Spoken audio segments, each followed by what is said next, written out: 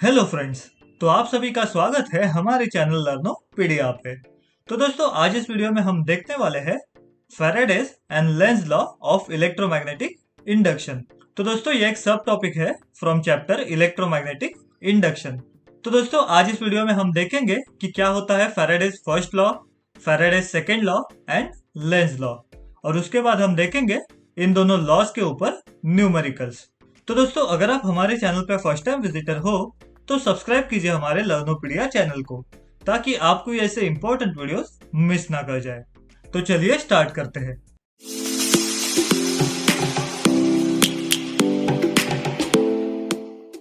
तो यहाँ पे पहले हम देखते हैं कि क्या होता है फैराडेज फर्स्ट लॉ। तो दोस्तों इसे समझने के लिए हम एक कंसीडर करते हैं मैग्नेट।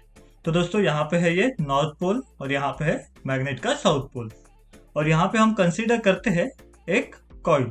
तो दोस्तों अगर समझो यहाँ पे हमने एक कॉइल कंसीडर किया इस तरह से, तो इसके अंदर से जाने वाले मैग्नेटिक फ्लक्स कैसे रहेंगे, तो ये यहाँ से ऐसे पास हो जाएंगे। तो दोस्तों ये मैग्नेट से जो भी ये मैग्नेटिक फील्ड मतलब मैग्नेटिक फ्लक्स पास होगा वो इस तरह से इस कॉइल में से पास हो जाएगा। तो दोस्तों अगर हम ये मैग्नेट को यहाँ पे आगे की साइड पे शिफ्ट करेंगे तो यहाँ से पास होने वाला मैग्नेटिक फ्लक्स रहेगा ज्यादा, और अगर हम इस मैग्नेट को यहाँ पे पीछे की साइड मूव करेंगे तो यहाँ से पास होने वाला मैग्नेटिक फ्लक्स रहेगा कम। तो दोस्तों क्या सीखा हमने यहाँ पे, ये एक मैग्नेट है और हमने यहाँ पे कॉइल रखा है, तो यहाँ से पास होते हैं मैग्नेटिक फील्ड और उसका मैग्नेटिक फ्लक्स। तो अगर हम ये मैग्नेट को यहाँ पे आगे की साइड में शिफ्ट करेंगे तो यहाँ से ज्यादा मैग्नेटिक फ्लक्स पास होगा, और अगर हम ये मैग्नेट को यहाँ पे पीछे की साइड में शिफ्ट करेंगे तो यहाँ से पास होने वाला मैग्नेटिक फ्लक्स रहेगा कम। तो दोस्तों इस केस में क्या हो रहा है, अगर हम इस मैग्नेट को आगे या फिर पीछे मूव करेंगे तो ये मैग्नेटिक फ्लक्स का वैल्यू हो रहा है चेंज। तो ये जो चेंज होने वाला मैग्नेटिक फ्लक्स है उसके रिलेटेड ही है हमारा ये फैराडेज फर्स्ट लॉ। तो दोस्तों ये लॉ क्या है, तो ये फैराडेज फर्स्ट लॉ है, whenever there is change of magnetic flux in a closed circuit, in this closed circuit, then an induced EMF is produced in that circuit। तो यहाँ पे ये फैराडेज फर्स्ट लॉ के हिसाब से whenever there is change of magnetic flux, तो ये magnet को आगे या फिर पीछे शिफ्ट करने की वजह से अगर ये मैग्नेटिक फ्लक्स होता है चेंज, कहाँ से, तो इन अ क्लोज सर्किट, तो इस क्लोज सर्किट में से अगर जाने वाला मैग्नेटिक फ्लक्स होता है change, then induced EMF is produced in this circuit. तो जब ये मैग्नेटिक फ्लक्स होगा चेंज तो इस कॉइल में यहाँ पे क्रिएट होगा इंड्यूस्ड ईएमएफ। तो दोस्तों क्या है ये फैराडेज फर्स्ट लॉ, तो ये लॉ है कि जब भी ये क्लोज सर्किट में से जाने वाले फ्लक्स का वैल्यू होगा चेंज तो उस केस में ये कॉइल में क्रिएट होगा इंड्यूस्ड ईएमएफ। तो दोस्तों ये है हमारा फैराडेज फर्स्ट लॉ। तो दोस्तों ये फैराडेज फर्स्ट लॉ से हमें समझा कि जब ये मैग्नेटिक फ्लक्स में होगा चेंज तो इस सर्किट में क्रिएट होगा इंड्यूस्ड ईएमएफ। तो दोस्तों यहाँ पे अभी हमारा सेकेंड लॉ क्या है, तो यहाँ पे हमारा फैराडेज सेकेंड लॉ है, the magnitude of induced EMF produced in the circuit is directly proportional to the rate of change of magnetic flux link to this circuit. तो दोस्तों यहाँ पे हमारा अभी सेकेंड लॉ क्या है कि ये जो मैग्नीट्यूड क्रिएट हो रहा है ऑफ दिस इंड्यूस्ड ईएमएफ, तो ये जो इंड्यूस्ड ईएमएफ यहाँ पे क्रिएट हो रहा है उसका मैग्नीट्यूड कितना रहेगा, तो उसका मैग्नीट्यूड रहेगा directly proportional to the rate of change of magnetic flux which is linked to this circuit. तो दोस्तों ये फर्स्ट लॉ ने हमें बताया कि यहाँ पे क्रिएट हुआ है इंड्यूस्ड ईएमएफ, और यहाँ पे हमें सेकेंड लॉ बता रहा है कि ये जो इंड्यूस्ड ईएमएफ हुआ है उसका मैग्नीट्यूड है directly proportional to rate of change of magnetic flux. तो दोस्तों अभी इंड्यूस्ड ईएमएफ का मैग्नीट्यूड, तो दोस्तों मैं ये इंड्यूस्ड ईएमएफ के मैग्नीट्यूड को यहाँ पे डिनोट करता हूँ बाय लेटर ई। तो ये है हमारा इंड्यूस्ड वाला ईएमएफ। तो दोस्तों इसका जो मैग्नीट्यूड है वो है directly proportional to the rate of change of magnetic flux. तो दोस्तों फ्लक्स का सिंबल होता है फाई, तो उसका रेट ऑफ चेंज ऑफ मतलब उसका डेरिवेटिव, तो यहाँ पे आएगा डी फाई अपॉन, अभी हमें यहाँ पे फाइंड करना है rate of change of magnetic flux. तो ये रेट ऑफ चेंज हम किसके हिसाब से फाइंड करेंगे, तो हम ये रेट ऑफ चेंज फाइंड करेंगे विथ रिस्पेक्ट टू टाइम। तो दोस्तों हमें यहाँ पे ये सेकेंड लॉ से क्या मिला है कि ये जो इंड्यूस्ड ईएमएफ का मैग्नीट्यूड है वो डायरेक्टली प्रोपोर्शनल है to this rate of change of magnetic flux. तो उसके लिए हम क्या लिखेंगे, d∅/dt। तो दोस्तों यहां तक हमने देखा ये फैराडेज फर्स्ट लॉ जिसने हमें दिया कि इस सर्किट में इंड्यूस्ड ईएमएफ क्रिएट हो रहा है, और देन हमने देखा ये सेकेंड वाला लॉ जिससे हमें समझा कि ये जो ईएमएफ इंड्यूस्ड हुआ है उसका मैग्नीट्यूड रहेगा directly proportional to rate of change of magnetic flux. तो दोस्तों चलिए अभी हम इसके बाद देखते हैं हमारा लेंज लॉ। तो दोस्तों यहाँ पे आपके लिए एक खुश खबर है। तो ये सारे स्मॉल कंसेप्ट्स और सारे टॉपिक्स कंप्लीट करने के बाद अगर आपको पेपर्स की भी प्रैक्टिस करनी है तो हम आपके लिए लेके आए हैं ओसवाल के सैंपल पेपर्स। तो दोस्तों ये ओसवाल के सैंपल पेपर्स एक बहुत ही बढ़िया बुक है, और दोस्तों personally I have gone through this book. तो मेरे हिसाब से तो ये one of the best book है for sample papers to practise board exam. तो दोस्तों इसमें आपको मिलेंगे हर एक सब्जेक्ट के 5-5 सैंपल पेपर्स, और उसके साथ ही आपको मिलेगा इन सारे सैंपल पेपर्स का कंप्लीट डिटेल्ड सॉल्यूशन। तो दोस्तों इसमें से आप 4 से 5 सैंपल पेपर्स भी सॉल्व करते हो तो आपको एग्जैक्ट आइडिया आ जाएगा कि एग्जाम में किस टाइप के क्वेश्चंस पूछे जाते हैं, उनका डिफिकल्टी लेवल क्या होता है, और आपके क्वेश्चन पेपर में से कौन से क्वेश्चंस को अटेम्प्ट करना है और कौन से क्वेश्चंस को ऑप्शन के लिए छोड़ देना है, उसका भी आपको एक रियल टाइम एक्सपीरियंस आ जाएगा। और दोस्तों आपको एग्जाम के दौरान ये सारा पेपर सॉल्व करते वक्त आपके टाइम को कैसे मैनेज करना है उसका भी आइडिया आ जाएगा। तो ये बहुत ही हेल्पफुल बुक है फॉर योर बोर्ड्स एग्जाम। तो दोस्तों अगर आपको भी ये बुक बाय करना है तो ये बुक बाय करने का लिंक आपको मिल जाएगा डिस्क्रिप्शन बॉक्स में। तो चलिए इसके बाद अभी हम देखते हैं हमारा आगे वाला कंसेप्ट। तो दोस्तों जब ये फैराडे ने फाइंड किया कि ये जो इंड्यूस्ड ईएमएफ है is directly proportional to rate of change of magnetic flux, तो दोस्तों इसके बाद साइंटिस्ट ने क्या किया, ये डायरेक्टली प्रोपोर्शनल वाला साइन निकालने के लिए यहाँ पे पुट कर दिया एक कांस्टेंट। तो दोस्तों ये अभी आगे क्या बनेगा, तो यहाँ पे आएगा E इज इक्वल टू, यहाँ पे अभी हमने ये प्रोपोर्शनल वाला साइन निकाल दिया और यहाँ पे पुट किया ये इक्वल टू वाला साइन। तो दोस्तों अगर हमें ये प्रोपोर्शनल वाला साइन निकाल के यहाँ पे पुट करना है इक्वल वाला साइन, तो यहाँ पे हमने पुट किया एक कांस्टेंट को जिसको हमने नाम दिया K, इंटू यहाँ पे तो आएगा d∅/dt। देन दोस्तों बाकी सारे साइंटिस्ट ने एक्सपेरिमेंट करके ये फाइंड किया कि ये K का वैल्यू रहेगा 1।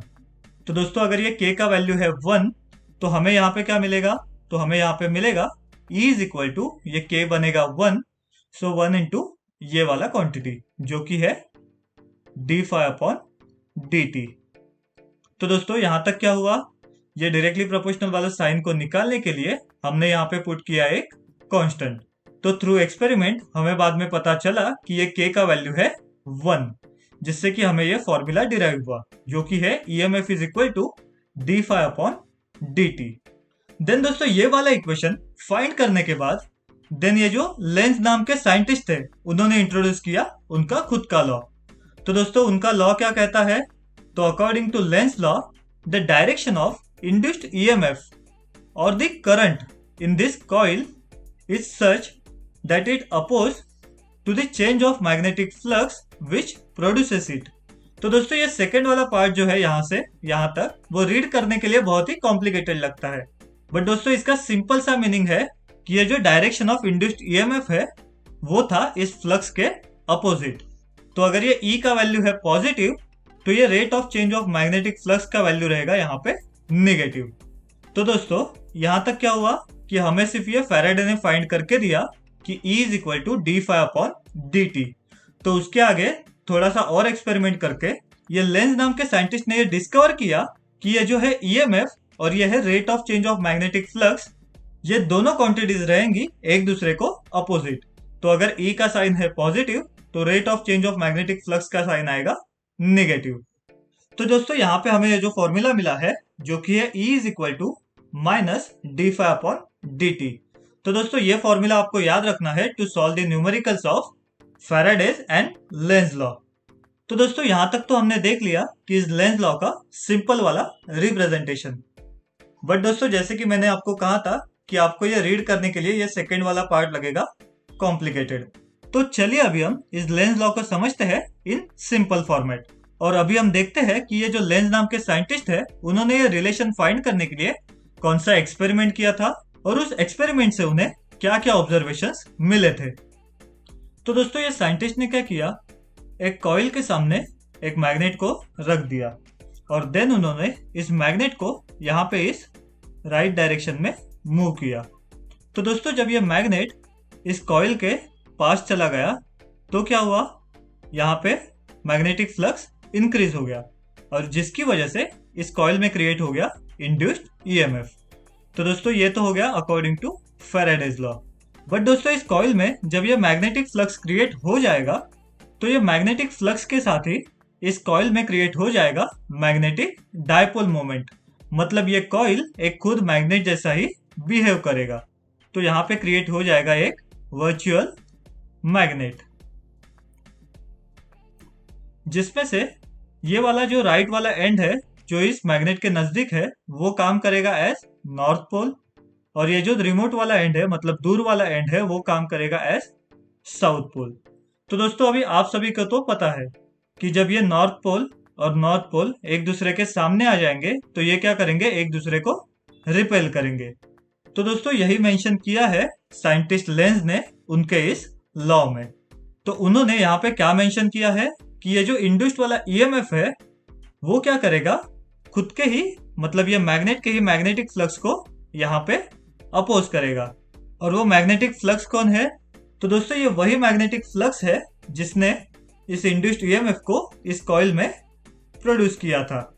तो दोस्तों यहाँ तक इस एक्सपेरिमेंट में हमें क्या समझा कि जब हम इस मैग्नेट को यहाँ पे इस कॉइल के नजदीक लेके आएंगे तो ये कॉइल भी एक्ट करेगा एज अ मैग्नेट और जिसमें से इसके नजदीक वाला एंड बनेगा यहाँ पे नॉर्थ वाला पोल और वो उसी मैग्नेट को अगेन रिपेल करेगा मतलब अपोज करेगा। तो दोस्तों इसी के लिए यहाँ पे हमने दिया ये नेगेटिव वाला साइन बिटवीन दिस ये मैग्नेट का flux and this induced EMF. और दोस्तों इसके एग्जैक्ट अपोजिट अगर हम ये मैग्नेट को इस राइट वाले डायरेक्शन में शिफ्ट करते हैं तो क्या होगा, तो जब हम इस मैग्नेट को इस राइट वाले डायरेक्शन में शिफ्ट करेंगे तो इस कॉइल में से पास होने वाला फ्लक्स हो जाएगा कम। तो दोस्तों अगर ये फ्लक्स कम भी होता है तो भी हम इसे कंसीडर करेंगे एज चेंज इन फ्लक्स। तो अगर यहाँ पे अगेन चेंज इन फ्लक्स होता है तो इस कॉइल में अगेन क्रिएट होगा ये इंड्यूस्ड वाला ईएमएफ। बट दोस्तों अभी इस वाले केस में ये कॉइल एक्ट करेगा एज अ मैग्नेट बट जिसका ये वाला पोल काम करेगा एज साउथ पोल और ये वाला पोल काम करेगा एज नॉर्थ पोल। तो दोस्तों अभी ये वाले केस में क्या होगा, अगर यहाँ पे क्रिएट हुआ है साउथ वाला पोल तो ये साउथ पोल इस नॉर्थ पोल को उसके पास अट्रैक्ट करने के लिए ट्राई करेगा। तो दोस्तों इस केस में क्या हो रहा है, अगर हम इस मैग्नेट को इस राइट डायरेक्शन में शिफ्ट करने के लिए ट्राई करेंगे तो ये कॉइल अगेन उसे इस साउथ पोल की वजह से उसके पास खींचने के लिए ट्राई करेगा। तो दोस्तों यहाँ पे भी ये लेंज वाला लॉ इस तरह से काम करेगा। तो यहाँ पे क्या करेगा वो, अगर मैग्नेटिक फ्लक्स है इस डायरेक्शन में तो ये कॉइल क्या करेगा, उसे रिवर्स डायरेक्शन में खींचने के लिए ट्राई करेगा मतलब अपोज करेगा। तो दोस्तों ये था लेंज लॉ का एक्सपेरिमेंट और उसके ऑब्जर्वेशंस। और दोस्तों इसके साथ ही ये लेंज ने ये भी फाइंड किया था कि हम इस मैग्नेट को पास या फिर दूर शिफ्ट करेंगे तो इस कॉइल में क्रिएट होने वाले करंट का डायरेक्शन क्या रहेगा। तो जब हम इस मैग्नेट को इस कॉइल के डायरेक्शन में शिफ्ट करेंगे तो इस कॉइल में जो करंट क्रिएट होगा वो रहेगा इन एंटी क्लॉकवाइज डायरेक्शन। तो एंटी क्लॉकवाइज डायरेक्शन मतलब यहां से जाके इस तरह से वो फ्लो होगा। तो दोस्तों अभी ये नॉर्थ वाला पोल इस कॉइल के डायरेक्शन में मूव कर रहा है तो इसके लिए हम यहाँ पे क्या रिप्रेजेंट कर सकते हैं, तो यहाँ पे हम रिप्रेजेंट कर सकते हैं एज एन। तो जिससे आप क्या याद रख सकते हो कि यहाँ पे डायरेक्शन रहेगा अप साइड में और यहाँ पे ये नीचे वाला पॉइंट दिखाएगा लोअर साइड। तो इसे विजुअलाइज करके आप याद रख सकते हैं कि जब ये नॉर्थ पोल इस कॉइल के पास आएगा तो ये करंट रहेगा इस तरह से एंटी क्लॉकवाइज डायरेक्शन में। और दोस्तों इसका एग्जैक्ट अपोजिट अगर हम इस मैग्नेट को इस कॉइल से अगर हम दूर शिफ्ट करेंगे तो दोस्तों इस केस में क्या होगा, तो इस केस में ये कॉइल में जो करंट क्रिएट होगा वो रहेगा इन क्लॉकवाइज डायरेक्शन। तो दोस्तों ये डायरेक्शन क्लॉकवाइज रहेगा, इसे आप कैसे याद रख सकते हो? तो इस केस में ये जो नॉर्थ पोल है वो दूर जा रहा है फ्रॉम दिस कॉइल, तो ये कॉइल का ये वाला एंड एक्ट करेगा एज साउथ पोल। तो अगर ये एक्ट करेगा एज साउथ पोल तो ये साउथ में ये वाला डायरेक्शन है नीचे और ये वाला डायरेक्शन है अप वाले साइड। तो दोस्तों अगर आप इस सिंबल को ध्यान से देखोगे तो ये एस डिनोट कर रहा है क्लॉकवाइज डायरेक्शन में, क्योंकि ये यहाँ से आएगा नीचे और यहाँ से जाएगा ऊपर।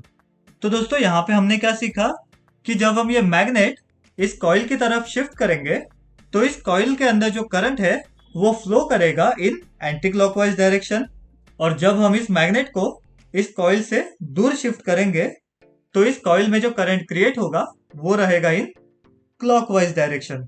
तो दोस्तों ये सारे थे इस लेंज लॉ के ऑब्जर्वेशंस। तो चलिए अभी हम देखते हैं इस फैराडेज एंड लेंज लॉ के ऊपर न्यूमेरिकल्स। तो दोस्तों ये है हमारा फर्स्ट वाला सम। बट दोस्तों ये सम देखने से पहले हम हमारे फॉर्मूला को डिटेल में समझ लेते हैं कि हमें कैसे उसे यूटिलाइज करना है। तो हमें अब तक फॉर्मूला मिला था E is equal to minus D phi upon D T. तो इसमें से अगर हमें फाइंड करना है EMF का वैल्यू तो इसका मतलब है कि हमें फाइंड करना है उसका सिर्फ मैग्नीट्यूड। तो अगर हमें इसका मैग्नीट्यूड फाइंड करना है तो हम यहाँ पे पुट करेंगे ये मॉड वाला साइन। तो दोस्तों जिसका मीनिंग है कि हमें सिर्फ ये minus D phi by D T find नहीं करना है, तो हमें फाइंड करना है बस D phi upon D T का वैल्यू। तो दोस्तों हमें अभी ये आंसर फाइंड करते वक्त यहाँ पे ये निगेटिव साइन यूज करने की जरूरत नहीं है। तो दोस्तों अभी ये डी फाई का मीनिंग क्या है? तो इसका मीनिंग है फाइनल वाले मैग्नेटिक फ्लक्स का वैल्यू माइनस इनिशियल वाले मैग्नेटिक फ्लक्स का वैल्यू। तो दोस्तों ये डी फाई मतलब क्या है? Phi two minus phi one, मतलब फाइनल वाला मैग्नेटिक फ्लक्स माइनस इनिशियल वाला मैग्नेटिक फ्लक्स, और यहाँ पे अपॉन में है डी टी। तो ये मैग्नेटिक फ्लक्स कितने टाइम में चेंज हुआ है उसका आएगा यहाँ पे वैल्यू। देन दोस्तों अभी ये फाई का फॉर्मूला क्या है?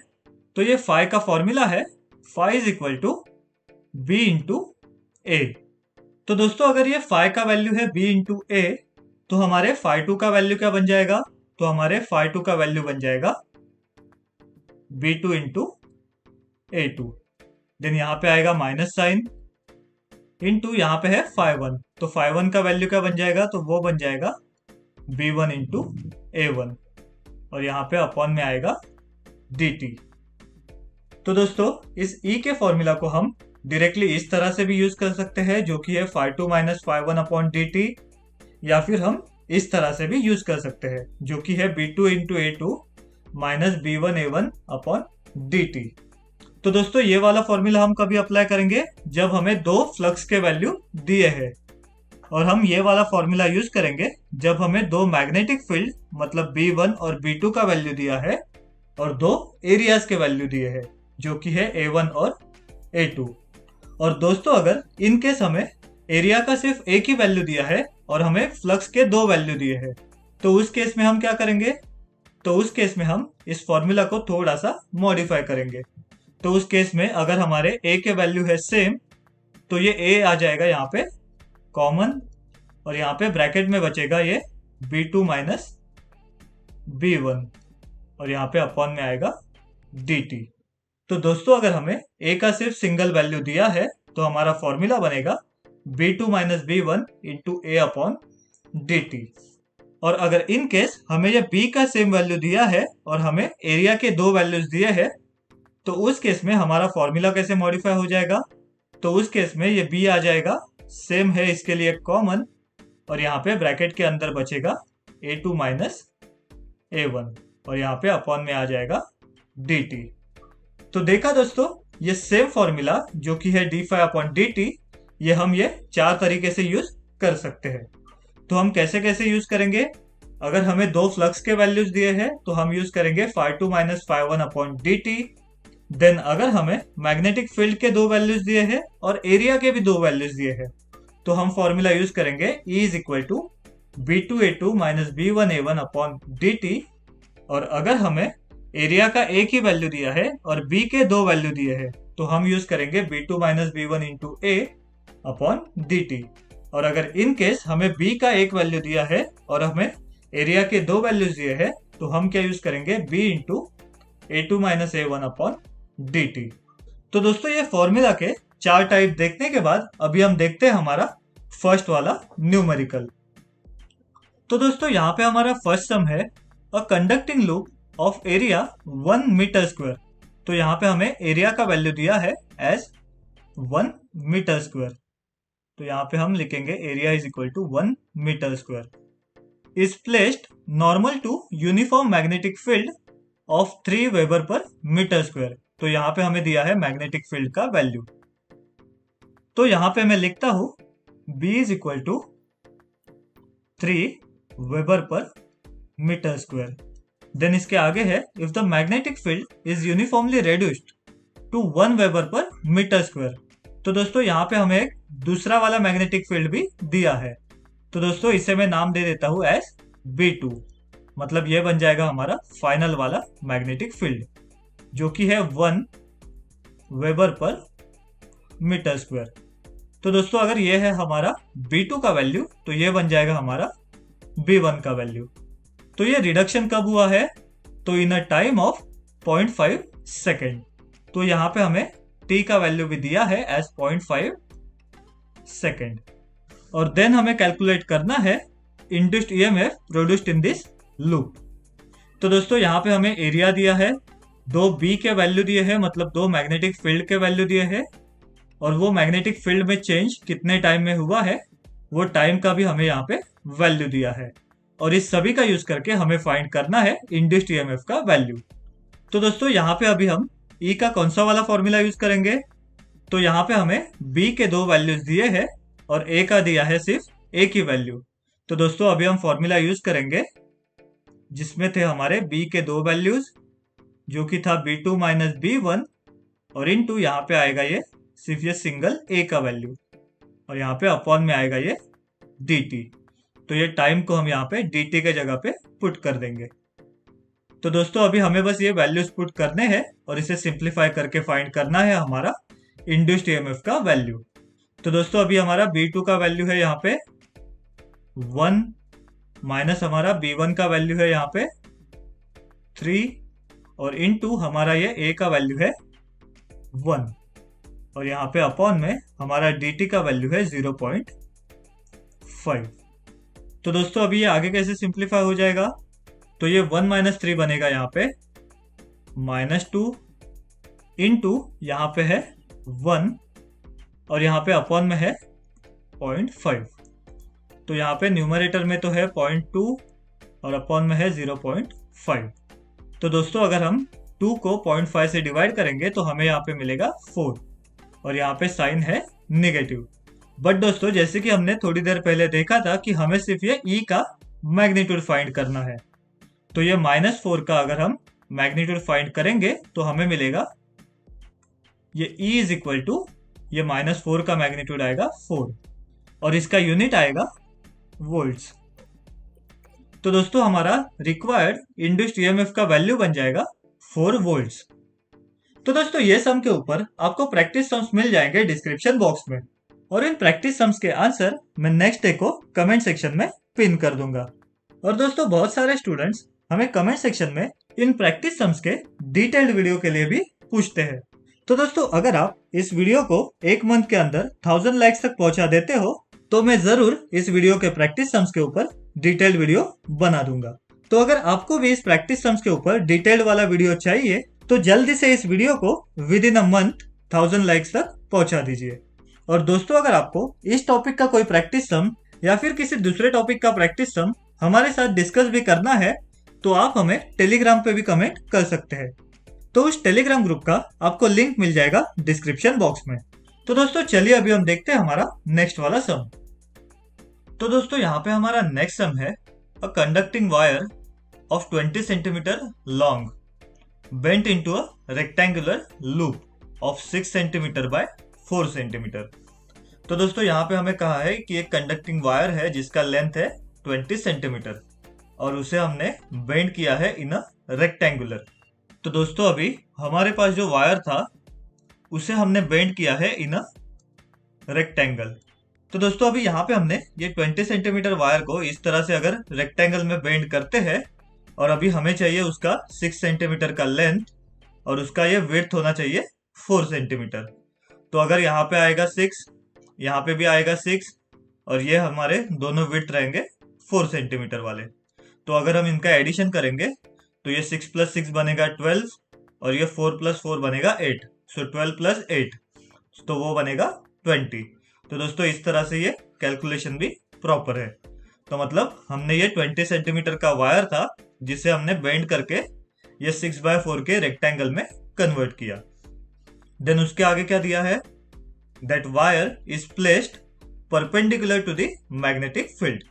तो दोस्तों जो मैग्नेटिक फील्ड है उसे हमने ये वायर को परपेंडिकुलर रखा है to the magnetic field of induction 0.5 tesla.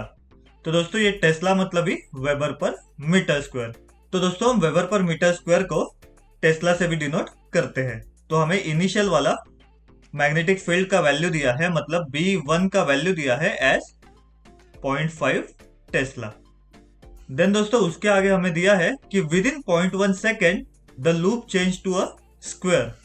तो इसके बाद हमें ये टाइम का वैल्यू दिया है, मतलब dt या फिर t का वैल्यू दिया है, जो कि हमें दिया है इन 0.1 सेकेंड। तो हमें dt का वैल्यू दिया है 0.1 second. So within 0.1 second this loop change to a square. तो दोस्तों पहले ये था रेक्टेंगल और बाद में इसे कन्वर्ट किया गया है एज अ स्क्वायर।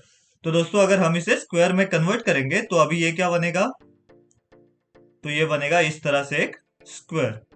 तो दोस्तों अगर हम इसे स्क्वायर में कन्वर्ट करेंगे और इसका टोटल लेंथ है 20 सेंटीमीटर, तो इसका हर एक साइड बनेगा 5 सेंटीमीटर का।